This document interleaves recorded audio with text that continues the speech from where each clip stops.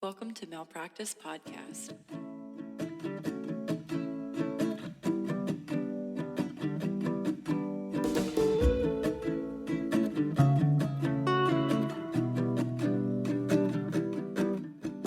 So are you ready to get started?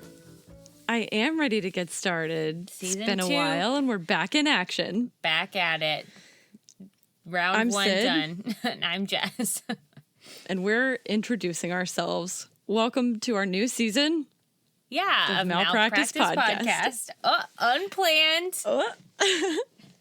We're here and we're ready to do some cool stuff this season. We hope you guys enjoyed last season.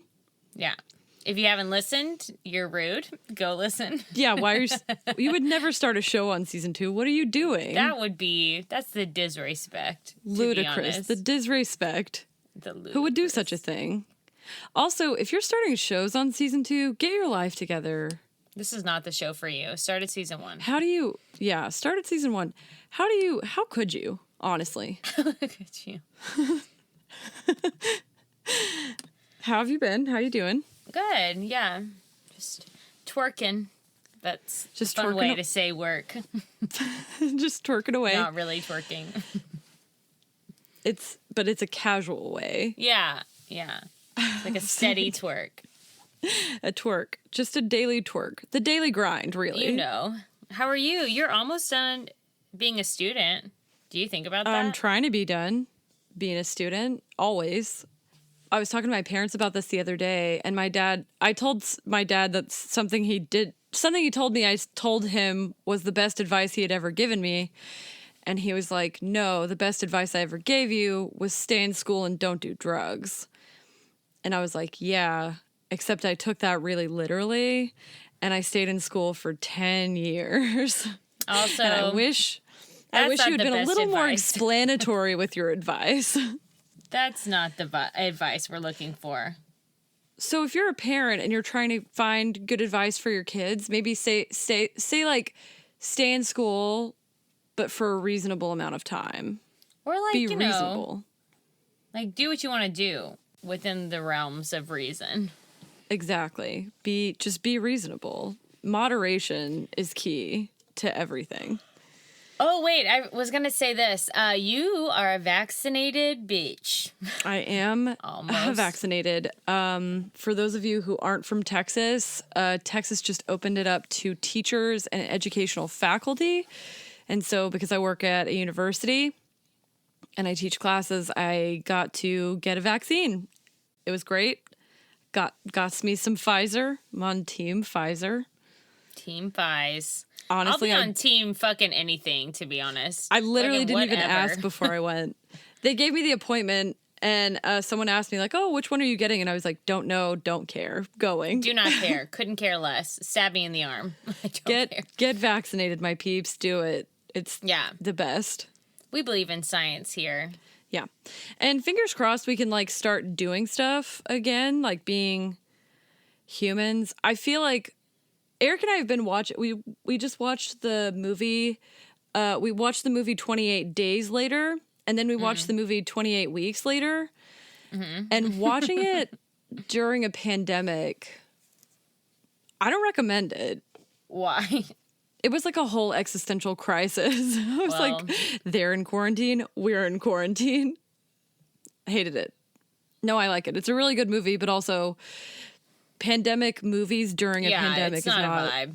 It's not a vibe I like. It's weird, yeah. It's too much. Like things feel too real. Absolutely. And it's They're too much. They're like rationing food, and there is some. Well, we love to ration our toilet paper in Texas. You have to. You do have to, because bitches be. I don't know what they do. Building forts. Forts. They built forts. Yeah, like a. What are those? Igloo? Like an igloo, but out of toilet paper. 10 out of 10. That was a dark time in Texas. Apparently, the Google search for bidets went up like 400% when we were running out of toilet paper. I sure did. You did. Highly recommend it.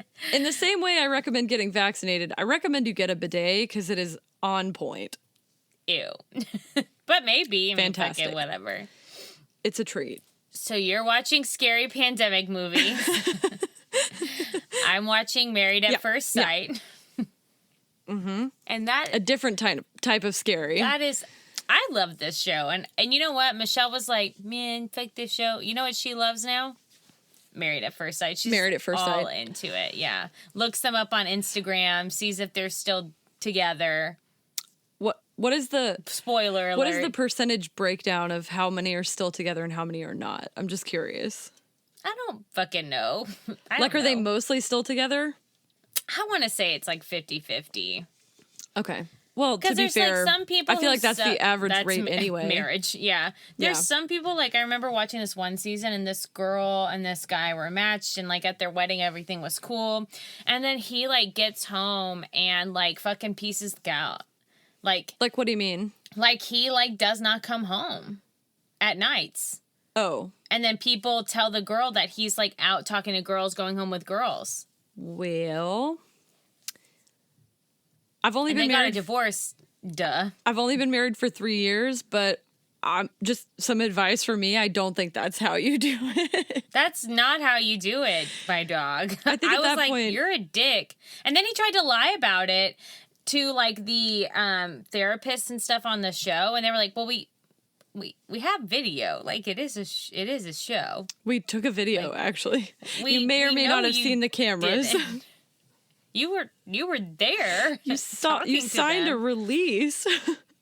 So he sucks. But some of them are good. Yeah. Okay, well, that seems fair. Plus, also, they probably get some people who are, like, real shitty for the ratings, you know, because people kind of like to watch someone who's crazy. I don't know. I'm always rooting for them. I'm like, getting married is fucking work. Is work to be married. Like, I want y'all to be successful, but that is not always the case. I just feel like I used to watch shows like The Bachelor. Yeah. And I'm like, I just can't believe that something like that can lead to a successful marriage. Because you started out dating like 25 people. Some of them do. I mean, arguably people do that now. It's not unfair. How could you... First of all, I'm a jealous bitch. There's no way. Nah, same. You know if me. If they said someone was dating 25 people, I'd be like, okay, well, I'm either going to kill everyone here or leave. Like, it has to be one or the other. Or I'm the person dating 25 people. Yeah, there's no two ways about it. Yeah. I don't like it. No, I don't like it. Let's introduce the doctor we're interviewing today. So... Because we got 5 minutes. We've got some stuff planned in the works, and this is something we've been thinking about for a while and planning. But basically, our last physician interview that we did was a huge hit, so we're bringing it back. And tonight... Shout out to him. Yeah. Shout out to Dr. Eric Pittman, who was our first physician interview. So tonight we're going to be interviewing a family medicine doctor whose name is Dr. Stephen Beeson. Dr. Beeson was rated by U.S. News as one of the top family medicine doctors in the country. He has over 20 years of clinical experience. Just some background on him. He went to medical school at the University of California, San Diego School of Medicine. He did his residency at the University of California, San Diego in family medicine. His patient satisfaction scores have him ranked in the 99th percentile nationwide. And the San Diego County Medical Society voted Dr. Beeson as one of San Diego's best physicians for 8 consecutive years in a row. That is some shit that I will never have. Yeah, he has like lots of awards. Very accomplished individual. Yeah, he and his practice have won obviously many awards, and he's actually also a best-selling author for his book Practicing Excellence, a physician's manual to... Oh, I almost said Manuel. A physician's manual to exceptional health care. This is a how-to approach that teaches other doctors to improve their performance. He recently launched the Clinician Experience Project. The Clinician Experience Project. Wow, I wish I could read. Which is an app-based learning platform that helps doctors enhance the patient experience and develop their own clinical leadership. So he is like really cool, and we're super excited to get an opportunity to speak with him and to gain some insight into what he has to share in his experiences. Yeah. So welcome, Dr. Beeson.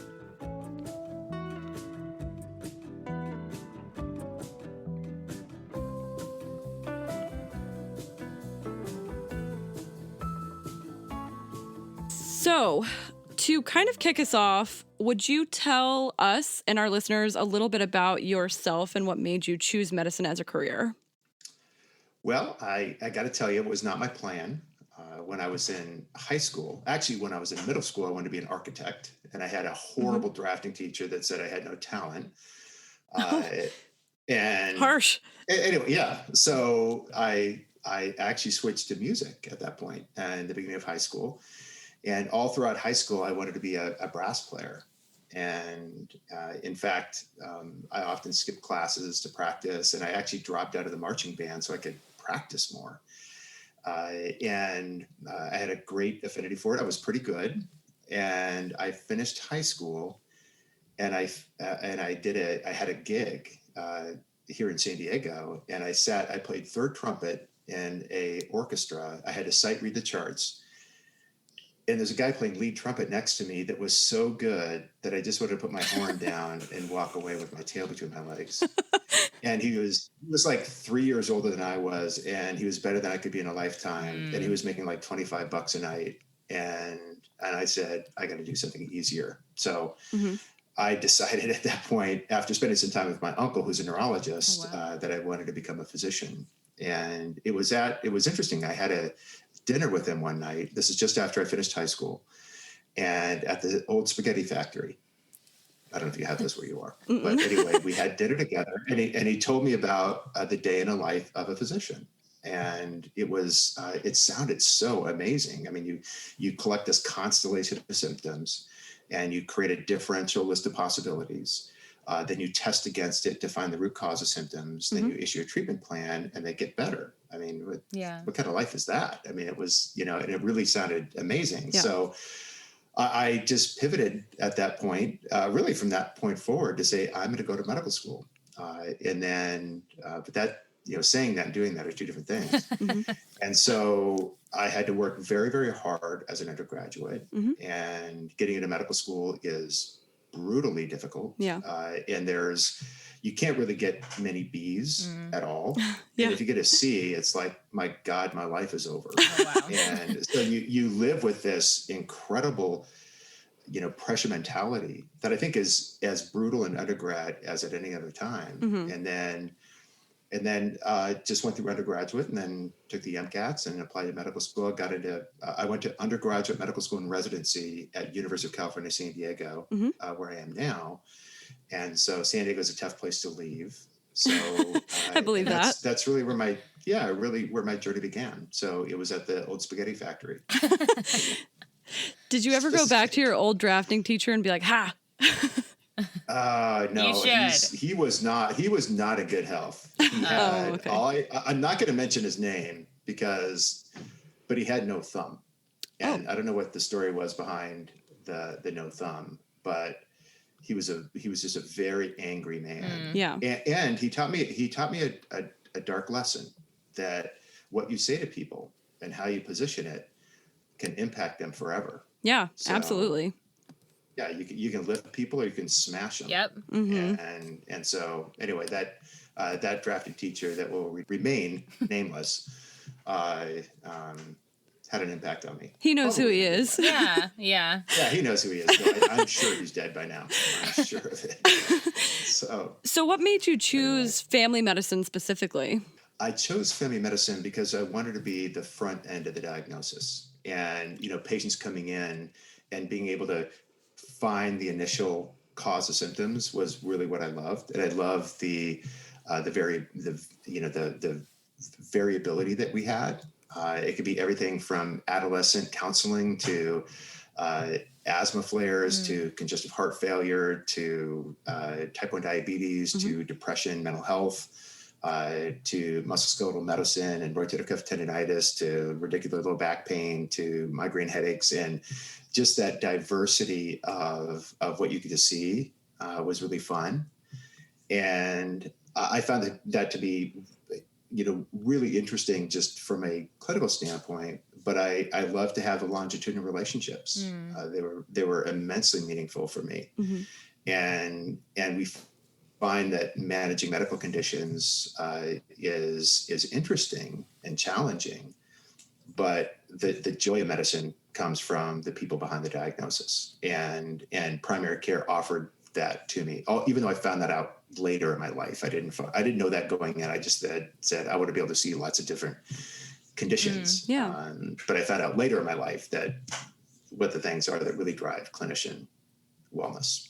That's cool. So cool. So speaking of that moment to like figure things out, when did you realize in your career that you could make an even bigger impact through your, advocacy? Like, you've been named San Diego's one of best physicians for like 8 consecutive years. Like, that's like a big deal. Yeah, I think like that's like a superstar in your field, and you have like all of this going for you, and then you still want to impact the way other people interact with their patients. Mm-hmm. When did that realization come to you? Well, it was a journey really that began for me when I was probably about 35, and when I chose medicine, as I referenced at the old spaghetti factory, was the ability to diagnose, treat, and cure disease. That's what a doctor does, right? Mm-hmm. And so, that motivation and drive really drove me to say to myself, I want to do this, and I want to sacrifice my youth, because between 20 and 30, you're out of the game. Mm-hmm. I mean, that laugh. That's why that laugh afterwards is like, oh God. Yeah, it's physicians often don't get a lot of the social maturation that people normally get. Mm-hmm. Everything is delayed, and so anyway, so I went through training and I finished residency and I got into clinical practice. And what I found was something different than I thought. And what I found was between chronic disease and self-limited disease, meaning disease that goes away without us doing anything, disease that's terminal, that no matter what we do, patient's going to die, and sometimes functional disease, very tough conditions like fibromyalgia and other things that are real and impact people's lives, but they're hard to have definitive interventions to make a really transformative impact. Between all those things, my ability and my mind to diagnose, treat, and cure disease was a very small portion of the time. Mm-hmm. So I thought to myself, this is not what I sacrificed my youth for. This is not why I accrued debt to be able to do. I felt like I was an incrementalist. Okay. And it was frustrating for me, and so frustrating that I really wondered, had I made the wrong choice in medicine? And, you have life experiences, just like my drafting teacher, where I had one case in particular where this young 15-year-old boy had come in to see me, and he came in with a sore throat, and it was clearly a viral syndrome. He had no adenopathy, no exudate, no fever. So it was not strep throat. It was likely a viral pharyngitis. And so I did my clinical evaluation, and I struck up a conversation with him, and he was there with his mom, and he was very withdrawn, very quiet, and kind of mumbled things, as 15-year-olds do sometimes, right? Sure. And they're angsty. Yeah. Yes. And so I asked him, I said, so where do you go to high school? And he was sort of sitting on the exam table, staring at the ground. And he mumbled that he went to Poway High School, which is my alma mater. So we had that in common. Mm-hmm. And then I asked him, so what do you want to be when you grow up? And he sat on the table, staring at the ground, his mother sitting to his right, in total silence. It was a super awkward pause. And his mother, embarrassed, finally kicked him and said, would you answer him? and he said, I want to be a doctor. And I thought to myself, you have the personality for it. Anyway, so I told him, I spent maybe a minute with him, telling him about getting into medical school, the short coat, the long coat, the med student and the residency and the MCAT and all just the passage of becoming a physician. And then I left the room. I didn't think a thing of it. I come into clinic the next day and I get a phone call from the boy's mom. And my nurse says, that boy's mom that you saw yesterday for the sore throat, she wants to thank you for something. And I thought to myself, did I give him an antibiotic? Because that would be the reason, right, that somebody would thank me. And I get on the phone and she says, Dr. Beeson, I want to thank you. I want to thank you for rescuing my son. And she told me about a boy who was this bright, young, ambitious kid who had fallen into this abyss of depression. And they had tried everything, homeschool, psychologist, psychiatrist, and they were shattered that they had lost their boy. And she says to me, for the first time in 3 years, he's talking about his future. Wow. Oh, wow. For a viral pharyngitis, something that goes away on its own, a self-limited disease, as we said. And I realized really at that moment that we get to diagnose, treat, and cure disease sometimes, but we can impact lives in really compelling ways almost every single time. And ironically, it's the virtue of selfishness. We can dedicate ourselves to the impacting the lives of others. And by doing so, live a really purposeful life of meaning that allows us at the end of our day, week, month, year, life, whenever that may be, to look over our shoulder and say, just no regrets, crushed it. And that's what really physicians who love what they do, they run on that operating system. And it was that realization in my personal journey of discovering what it's like to be able to make an impact in the lives of others that fueled me to do the same thing for other clinicians and to coach, train, and develop clinicians to develop deep connectivity to patients for the purposes of clinical efficacy and be better physicians, because without trust, you're not going to be able to get work done. But Totally. it's also about living the kind of life we thought we were going to have when we joined this profession. Wow. Yeah, that's incredible. That's a long convoluted story. No, but that's sort of how it all began. No, that's good. Fantastic. Yeah. That's really great. We talk about the ways in which people in the healthcare system touch so many there's so many touch points in people's lives that can make a difference. And you saved his life, and that we've heard that before, that's so meaningful. And those are the good things we want to share out. There are, we talk about the historical inaccuracies and the issues, but there's also the beauty in someone that really cares about you. So that patient first medical practice and that relationship, that's so important to everyone. Yeah. It is for patients in particular. Yeah. Yeah. Well, trust is so important too. And I think people, I am so skeptical. I mean, just super transparently of male figures in power in my life. So I am so hesitant to attend a doctor or for my wife and I are talking about getting pregnant. So we're talking to a fertility specialist and I'm do you have a woman? And they're no. And I'm well, guess I'm not having a baby. I literally had this moment of I'm so nervous, but the nurse on the phone was no, he's great. I'll personally recommend you to someone who will make you feel comfortable. Right. And I think that what you do, that makes a huge difference in how people even feel moving forward. It is. It's so important at people's most important moments, having a child or, having a really scary set of symptoms, and to be able to have somebody that really cares about you, that identifies what matters to you, to be able to partner with you, to educate you, is essential. Yeah. And what's really interesting though is what clinicians are going through right now has made it difficult to be that kind of clinician.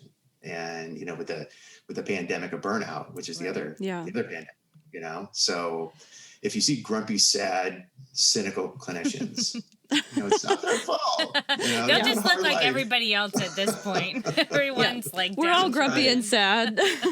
That's right. Could you talk a little bit more about that? Tell us about some of the challenges that physicians are facing day to day, some of the stress that they're typically under. Could you talk a little bit more about physician burnout and kind of the culture of medicine that that you think leads to that? Yeah, no, it's a great question, and it's there's not a single cause of it. There's different vernacular for how we refer to as physician burnout. Physician burnout is not anybody's favorite term because it sounds like you're flaming out. It's that's just a hard way to describe it. Yeah. We like to talk about it as wellness and how do we create clinicians that are well. But if you look at the data now, I mean, approximately 50% of clinicians are suffering from this constellation of symptoms called burnout. And the symptoms of burnout include things like depersonalization, which is, there's nothing left in me to care about all the people that are in front of me. Yeah. I'm in survival mode. And to give of yourself in that context, it's hard to do when you're in a foxhole. Yeah. So depersonalization, cynicism, which is, kind of they're angry and they're cynical about what the future might hold. And cynicism is immensely contagious, so it tends to diffuse and metastasize throughout healthcare systems. Yeah. Exhaustion, a sense of lack of accomplishment, and there's a lot of overlay between depression and burnout. And if you look at what happens when clinicians are in this space, their ability to be effective in their work in terms of medical error, cost of care, malpractice events, you name it, all the things that are important for a clinician contribution are significantly compromised when clinicians suffer from burnout. And we as clinicians have about a 3-fold increased suicide risk compared to the general population. That's so you crazy. take this beautiful healing profession that is like the top 2 or 3% of all earners, societally respected 20-25 times a day to make a meaningful impact in the lives of others.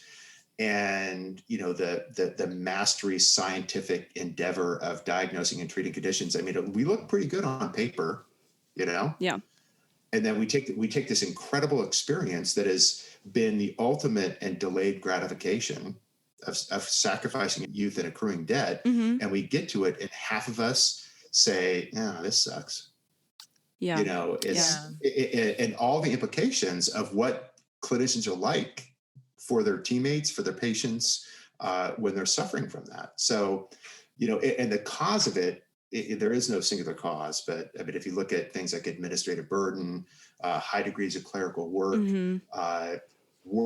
work out of proportion to meaning, the ratio between the amount of work you have to do and the meaning that you receive, lack of community, social isolation, despite the fact that they're around a lot of people. Loneliness is a big deal among clinicians. We do our work on our own. We're sort of we're used to self-reliance.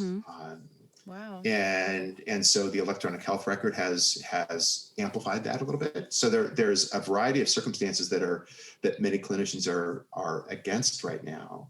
But I would say now that the awareness of this as a significant barrier to great healthcare for patients is becoming really apparent now. So there's some good activities that are occurring to try to make care better for the care teams, because that's the precursor to providing great care to patients, is that your clinicians have to say, I love going to work and I'm going to provide great care to patients and I'm going to leverage my influence to make the people around me better because they look to me for leadership. I got to be really good at what I do. Yeah. And they're just not when they're burned out. Yeah. Do you think that was happening pre-COVID, or is that like the appreciation? Definitely. It was? Yeah. The burnout has been progressive over the last 3-4 years, although it notched down a little bit just before COVID. But there's a Medscape study that showed about 60% of clinicians feel an exacerbation of pre-existing burnout as a result of the circumstances of COVID. That makes sense. So COVID has accelerated the challenges of being a physician. Wow. Yeah, I believe that. And I feel like it's this is going to sound bad, but people also kind of put doctors on a pedestal. And so it's also kind of, I mean, for some reason, people kind of like to see a doctor that's a train wreck, right? Like one of the most popular podcasts was Dr. Death, because they kind of it's interesting to see someone that societally we've put on that kind of pedestal just like lose their absolute mind. But for every story like that, there's 100 stories that are like what you told, Yeah. where you change the course of a patient's trajectory by just like very minimal communication that was so meaningful to them. Right. There's a really like complicated relationship there between like the public and physicians, between physicians and themselves. And we kind of really liked the idea that you're like highlighting physician mental health, because that's something that we always promote on our podcast. Right. Yeah. Right. So could you tell us a little bit more about the idea of practicing excellence, the book that you wrote, the foundation, and kind of like where that came from?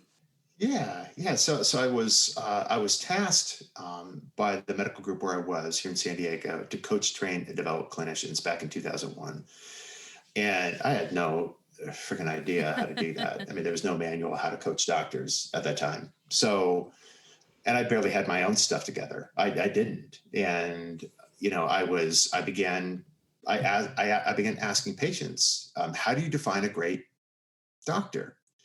And they said the same things over and over again. Oh, a doctor that listens to me, a doctor that includes me, a doctor that explains things in a way that I can understand, a doctor who is really all over it in terms of being a good doctor and is really good at treating me. And it was like this set of things that distilled down into, I want a doctor that listens to me, cares about me, I'm confident in, and includes me. And those 4 things, right? So I began to write down the things that would allow clinicians to do that. And I began to coach. And over the course, I'll take a super long story and make it short.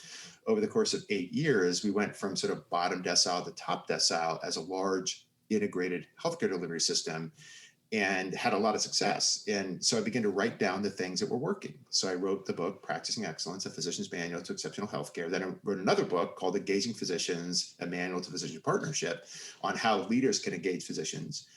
And so this is now, fast forward now 12 years, I was at the medical group where we had tons of success coaching, training, and developing clinicians. It was yielding good outcomes for patients and clinicians. We had dropped our attrition from 18% to below 4%. And I was like, God, this is awesome. This is like the panacea of making better clinicians who love going to work, who contribute to better care. But it was super hard because you had to drive, you had to schedule, you had to sustain it, you had to contact them, you had to book it. It was not a national solution to our healthcare problems. So I was sitting at Starbucks one day and I thought, how could we make technology to innovate something that will allow us to scale coaching, training, and development to clinicians everywhere? And then I wrote a business plan. And that was funny because I didn't take that class. It was like a coloring book. It looked like a coloring book. As I look back at it, I'm going, God, I can't believe I got funded, because this really looks bad. So anyway, so I crafted a business plan, or it was called a business plan, and I actually got funded from the medical healthcare system that was the beneficiary of the coaching, training, and development, where I had been a clinician for many, many years. So we launched and started a company and hired people and built tech and built content, made about 12 near fatal errors in building a business. And businesses that succeed listen to the market and iterate and create and innovate and allow those that use your product to tell you what it is that would be most helpful for them. And now 2021, we're supporting tens of thousands of clinicians and some of the best healthcare systems in the nation using app-based powered coaching and implementation support to drive meaningful outcomes for clinicians, teams, and leaders in the Clinician Experience Project. So that's what I spend. That's incredible. So cool. My time doing now. Yeah. I think about like Sydney and I played soccer together like all our lives. And if we didn't have a coach, we would just have been like figuring it out on our own. And aimless, I think about that all the time. I was a teacher in like a past life too for 5 years. And I think about the opportunity to like have this, get a med student, you get them through school, they're out in the world, and now what? Like you still need the touch points and the check-ins and coaching is exactly what it is. Like we have executive coaching for CEOs. We know why not? Yes. Why not the people who are really touching human life and making big impacts or small impacts, right, in big ways, like 25 plus times every day. Right. That is incredible. Well, not only that, the coaching is so essential because we are so bad at certain things. I could tell you stories about what I have shadowed and watched clinicians do behind the exam room door. We would go, "Oh my God, did he really say that?" and then you debrief with them afterwards, and they go, "Huh? What do you mean?" And they're not being deliberately mean or insensitive, but they just never learned it. Right. And the stakes are so high. And we take them through medical school and residency and sometimes fellowship and send them out behind closed doors and say, I hope it works. Yeah. Yeah. You know? The way my friends who are doctors have described it to me is like as soon as you get out of your residency, they kind of describe it as like almost when you're in swimming lessons and they took you for a little doggy paddle around the shallow end. And then as soon as you're finished with that, they're like, great, now swim. And they throw you off the high dive. Right. Oh, I still remember her name is Charlotte, my very first patient that I saw at a residency. And we had no electronic health record. And I remember sitting there, not listening at all to what she was saying, thinking to myself, oh my God, I'm a doctor. and it was like, you know, and I was paying attention to her, but it was such a surreal moment. And all of a sudden you're totally on your own. Yeah. And you've got to listen to symptoms. You've got to identify, you know, what are the things that could really create harm? What could you be missing? What questions do you need to ask to get, you know, objective and subjective confirmation of that diagnosis, and to have clinical certainty around it. Yeah. When you've been on your own for very, very little. The funny story I'm going to tell you, just to give you a little picture of the sort of things that we see. This story reflects is the tip of the iceberg. And again, I love my clinician colleagues, and they do incredible work and dedicate their lives to others. But man, there's some stuff that happens in the exam room with patients that your listeners could testify to. And I just want to say they don't do it deliberately. They don't know that they're doing it. I was shadowing a physician who was seeing a patient who was coming in for back pain. And so the physician goes in, and when you have a coach watching you, you're going to be trying your hardest, right? Yep. I mean, that introduces a positive bias because there's a coach watching you. So anyway, so I was listening to this physician, and he said to the patient, what brings you in today? The patient says, I've been having back pain. And the physician says, how long has this been going on? And the patient says, about 2 weeks. And the physician said, how did this happen? Did you injure yourself? And the patient says, yes, my mother had died unexpectedly, and my brother and I flew up to San Francisco to move her stuff out of her condo, and we had to get her stuff out quickly. So I put a bunch of stuff in a box, lifted the box, and I felt my back give out, and it's been killing me ever since. And so the next thing that physician said was, does the pain go down your leg? Okay. And so we finished up the clinical encounter, and I met with a physician, as we always debrief afterwards. And I asked him, I said, do you have a mom? And he said, yeah. And I said, do you love your mother? He goes, yes. I said, what would it be like for you if she had died unexpectedly? He had no idea that had just happened. And so the thing is that medicine is by definition the collection of things that people struggle with. I mean, that they're afraid of, that they're concerned about, that are painful for them, that are disruptive for them, that take them away from the things that they love doing. It is by definition all day, every day, hearing what we call chief complaint. You know, that's their concerns. But about 90% of clinicians miss expression of empathy, which is simply acknowledging what patients are going through. We don't Yeah. have to fix it all, but it's, I'm so sorry you're having to go through this. I can't imagine how hard this must be. Yeah. And just those simple The human things can flip the switch for, Yeah. it's for Yeah. patients. It's, my doctor is in tune with the impact of this thing on my life. And I've got somebody beside me who's going to, help me get through it. So Yeah. yeah. No, I mean, it builds so much trust, and you hear it all the time when people don't feel that human connection. It's so hard to, especially if it's a deeply Yeah. personal issue or something. If you're at the gynecologist, it's like I don't want to divulge really personal things to someone who I don't feel a connection to. Like it's just not our nature, right? Right. Well, there's really good data on that. When patients don't trust their clinicians, they just don't. Right. They don't share information. They don't participate in the Yeah. treatment plan. They don't even fill the prescription, and they tell their friends that one's terrible. Mm-hmm. Yeah. So, Yeah. I mean, nothing good comes from it. Bad for the patient, bad for business, for sure. No, absolutely. So that practice of thought that you're sharing and using, is it like national required education? It seems so common sense to me now that everyone should be going through this system with your curriculum and what you and your partners have created. How is that being rolled out? Are people picking up on it? Is that can we expect that as like just people who aren't doctors but would love a really well happy trained coached person?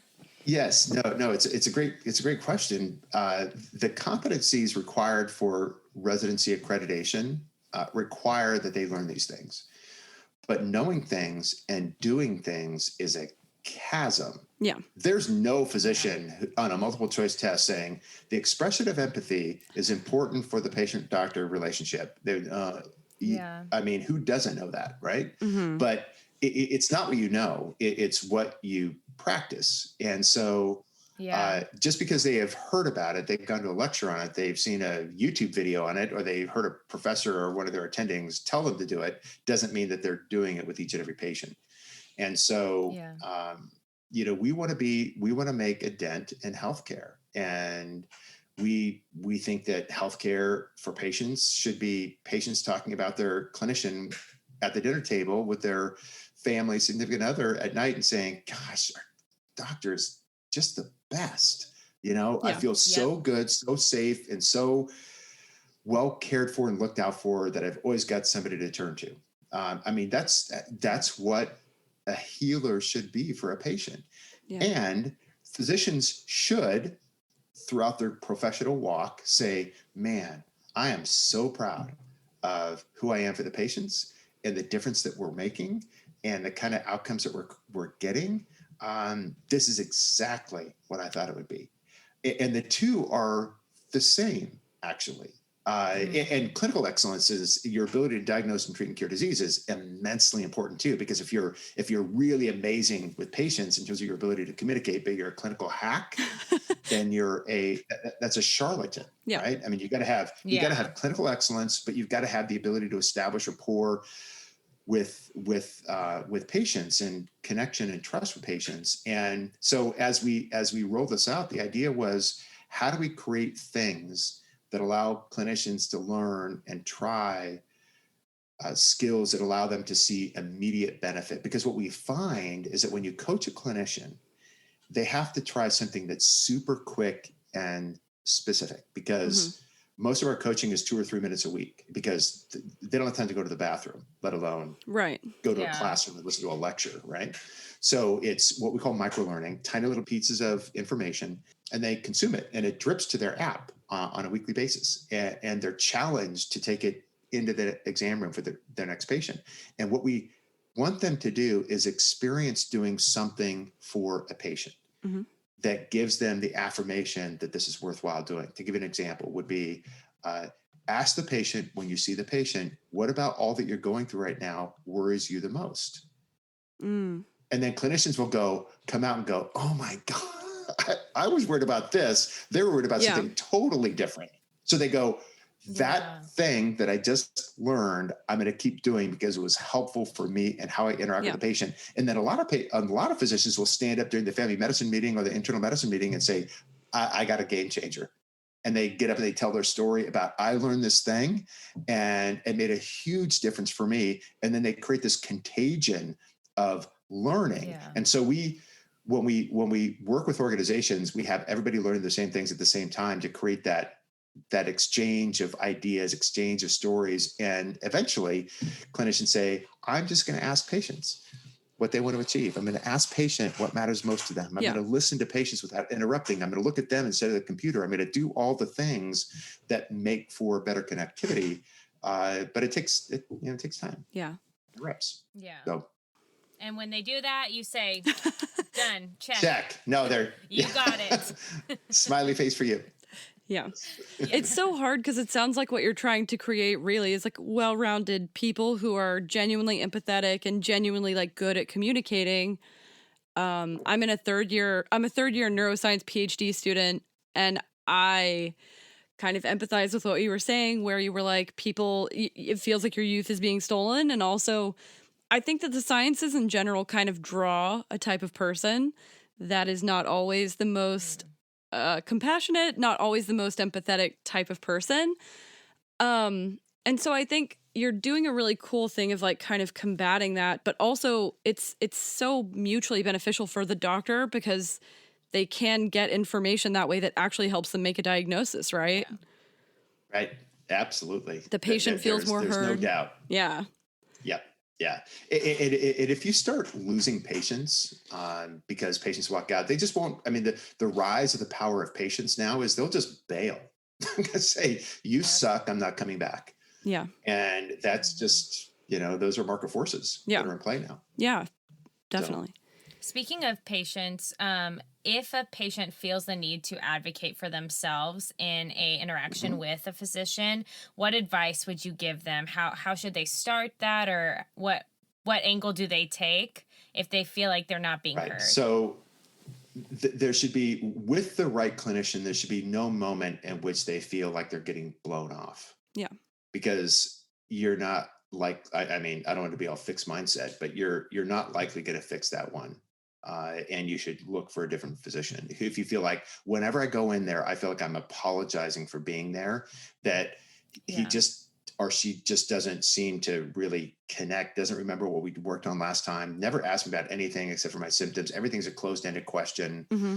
And I feel like I feel like there's a lot of indifference towards me. And he's got other issues. I don't know what it is, but he's not happy where he is. I can tell. So you have to do an assessment to say, is this the right relationship? On the assumption that you just want to make the relationship you have better, there's a couple of things that I would guide patients on. Number one, have a good registry of why you're going in. Mm-hmm. And don't assume the physician really knows, because they'll look at your record and they'll get to work on their agenda, right? And their agenda may not be your agenda. So my counsel is, when you come up with the things that you want to cover, write down no more than 3 things, because you can't write down 9 things. They're going to go, even a well-adjusted clinician is going to say, gosh, we can cover 3. Yeah. What are the 3 most important things for you, right? Also, if you jot off a list of 9, you sound like a hypochondriac. I'm just going to say it, right? Right. And it's really hard to give those justice. Yeah. So a good clinician will set an agenda, allow you to set it, and say, if we're successful in this visit, what 3 things do you want to accomplish? I want to check my cholesterol because my uncle had a heart attack and he was 52. My back hurts when I get up in the morning, and I want to make sure I don't have something bad causing it. And I wonder if I have diabetes because I have to get up at night 2 times to go to the bathroom, and that's never happened before. We can work through that. We can work through that. Yeah. And so that is the patient setting the agenda in advance. And about 80% of all patients will look up their diagnosis before their visit. And a good clinician will welcome and embrace that. Thank you so much for being proactive. The more you know, the better. You're usually wrong. but right. But it's a great collaborative. Let's take a look at what you read, and can be the triage coordinator for that information. We've all been on WebMD and you're like, great, I have cancer and I'm dying. Perfect. Right. Literally, I had something mole removed from my arm for no reason because I was sure I had skin cancer. Right. Like, I was like, please take it off. It was so painful, and they were like, actually, it's nothing. Yeah, It was every just patient's skin. been there. Right. So you advocated for yourself to the point of getting a minor surgery. Right. Right. Good. And I can tell you, the squeaky wheel gets the oil in healthcare is very true. And clinicians, you don't want to push clinicians to do medically inappropriate things. Mm-hmm. But if you feel as though you have a gut feeling, an intuition that something may be amiss, then you need to signal that. Doctor, I don't know what's going on, but I have a concern that we haven't yet fully investigated this fully. Can we dive a little deeper? And, all of us have fallen victim to hearing a set of symptoms, putting it in a box of self-limited or benign disease only to have something emerge later. And a great clinician is, what are the things that could harm this person right now? And how can I find objectively and subjectively things that can give me confidence that we need to dig deeper, our confidence that the patient's going to be okay? And a clinician who listens to a patient who says, I'm worried about this symptom. And that is a trigger for emotionally intelligent clinicians who say, the patient's worried, I'm going to dig deeper, because the patient's there's nobody knows the patient like the patient. And so they should be comfortable saying that. Yeah. You're your own biggest expert. Yes. In yourself. Right. On yourself, on the topic of yourself. Well, what I like to say to patients, I said, nobody knows you like you. I've got a pretty good idea based upon what I've heard, but what do you think's going on? That's great. And then, so they don't go, oh, my doctor has no idea and he's asking me. I don't know. I didn't go to medical school. We don't want that, but we want them to be able to, convey their, what they're thinking might be going on. That's great. So you brought modern casual technology, like the app, into practicing medicine. Like, do you feel like a game changer? Do you feel like you're like, all right, who's next? Like, what's the next step for us? Right. Well, ask me in a year. We've had a lot. I will. Right. We've had a lot of growth. We've got a lot of interest.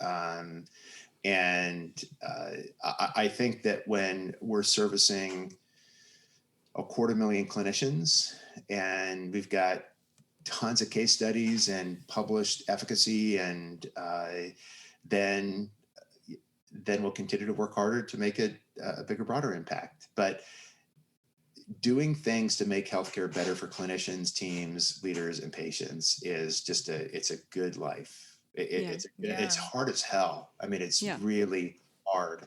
And tonight I've got 4 or 5 projects I've still got to complete tonight that are due tomorrow. I'm presenting tomorrow at 6 a.m. and it's just go on and on. But it's when you feel like you're making a difference in the world and making it a better place and things you care deeply about, that's kind of that's the journey. That's the ladder to, I think, contentment and happiness. And I haven't found a good ladder right now. Yeah. You have to feel so good about this. Yeah. Is there a way for patients to look up clinics or hospitals or wherever that utilize your program?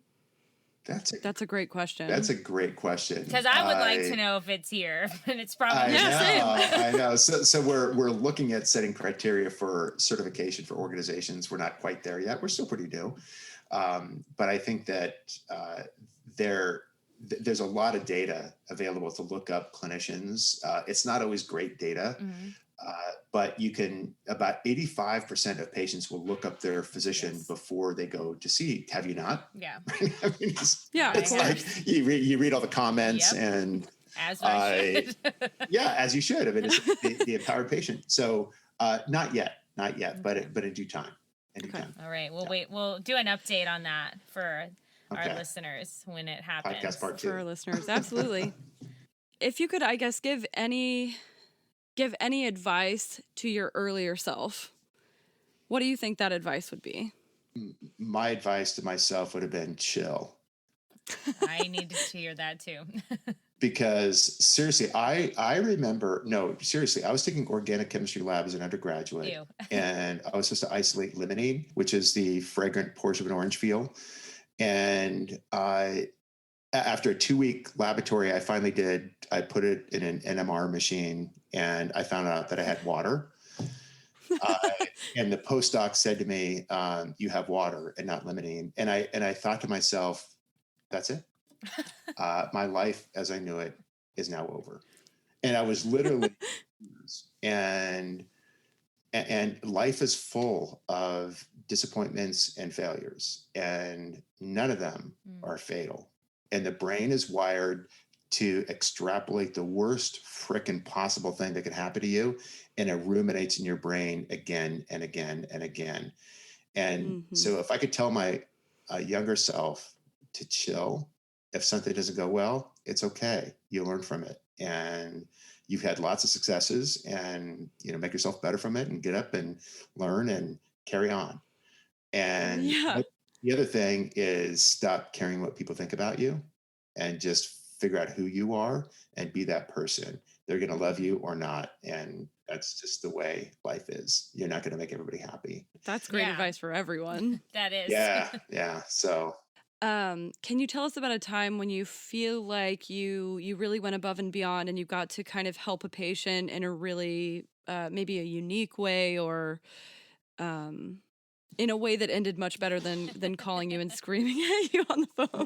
Right. I had, there's so many amazing stories. One I can share, I won't share his name, but he is currently a sheriff, and he came in to see me. This is some time ago, came in to see me for dyspepsia, heartburn. And so I put him on what we call proton pump inhibitor, like Prilosec. And these drugs are so effective that if they don't work, then you got to think twice about your diagnosis. So anyway, he came back in a couple of weeks and he said, I'm not any better. And so I ordered an endoscopy, which is a scope of the esophagus. And he went for the endoscopy, and I get a call from him the next day to say, I think it was bad news regarding what they found. And I ended up calling the gastroenterologist, and he had a circumferential, meaning around the entire lumen opening of the esophagus, of what ended up being adenocarcinoma, which is esophageal cancer that had spread to the stomach and the liver. And the gastroenterologist basically said, get your affairs in order. And he's a young man. I mean, he was, and he was a former, special forces, and he's just an amazing guy. And he came to see me in the office, and we talked, and he cried, and I said, well, let's go. And I sent him to an oncologist, and he saw the oncologist, and the oncologist basically said, get your affairs in order. I mean, widely metastatic esophageal CA is 5-year survivability is very, very low. And so he came back and he goes, I fight. I mean, I fight for a living. That's what I do. If I go down, I'm going down swinging. So I called a different oncologist who's a friend of mine, and I said, this guy is former special forces. He wants whatever protocol you got, and he wants to go. So, you be an advocate for the patient, right? And based upon what their disposition is. He goes, I got a lot to live for. I've got 2 kids, and I'm not done. And so he goes to see the oncologist, who's an amazing guy. And they give him a protocol. They get their schedule set up, and it gives him a multi-drug chemotherapy regimen and does some serial imaging. And they begin to get a response, and they get recession of tumor burden, and the tumor's getting smaller, tumor's getting smaller, tumor's getting smaller, tumor's getting smaller. They're just pounding him with chemo. And eventually they say, we don't see tumor in anywhere but the esophagus. Let's do a resection. So Oh, called wow. the general surgeon who does a lot of esophageal work, and did a primary resection and cut out the tumor and had clear margins, and reanastomosis, put the esophagus back together again after taking out that section. And he has had since then at least 10 years of negative PET scans. That's That amazing. Yeah, and he's presented with me to clinicians to say, and the take home is, your will to fight can drive your outcomes. The other lesson Yeah. is there are things that you can get from healthcare. You have to raise your voice and say that, Yeah. and you have to have a clinician by your side who says, we're not going to lead you to a path of harm, but we will listen to what it is that matters to you and do whatever it takes to get you where you want to go. And the collaborative clinician, like this amazing oncologist who says, I listen to what matters to this patient, and we will unleash hell on this esophageal cancer and look at the outcome. And we've become friends since then. And so I think that just the power of defying the odds, and sometimes miracles do happen, and it doesn't always work out. But when a patient's ready to go all in, you got to be with a clinician who's willing to go with you. That's awesome. Yeah. That's a really cool story. Yeah. So. Oh, that's amazing. Outside of your professional life, like, what do you love to do? Who do you spend time with? Do you have outside of your professional life? No, Sounds like I have. You have 7 projects. No, I have 2 amazing kids. My son's birthday is today, in fact. Oh, happy birthday. Yeah, gosh, happy Nicholas. birthday. And he's a senior at Bryant University, is a lacrosse player, and they won yesterday. So, and my daughter's married. She's here. Oh. And she knows I'm doing a podcast right now, so she's being quiet because her husband's actually on the East Coast right now. And my wife, Deanna, who's a great supporter of this work and is a great counsel. And our puppy, Carly, who gets more affection by like 5x than anybody else in our family. That's what puppies are for. I understand. All right. No, she's the best. So, and then I love to run, love fitness, and caring for self is an important thing. I love golf.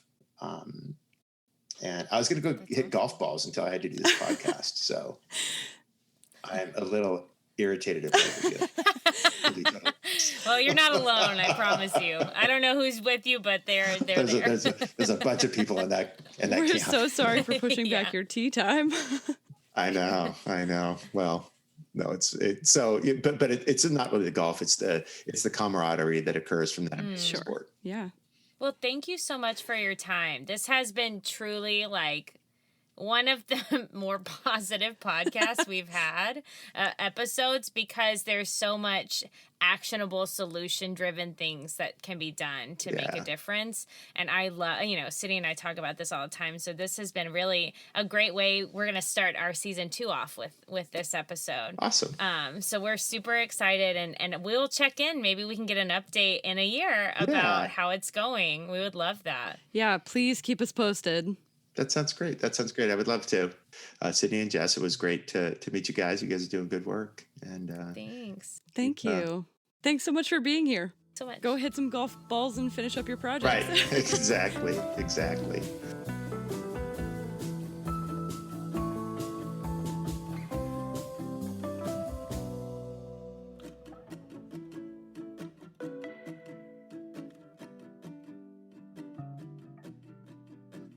Hey, Mal Pals. Thanks for listening. The sources and links for this episode can be found in our show notes. If you haven't already, go follow us on social media. You can find us on Instagram, Facebook, and Twitter at Malpractice Podcast.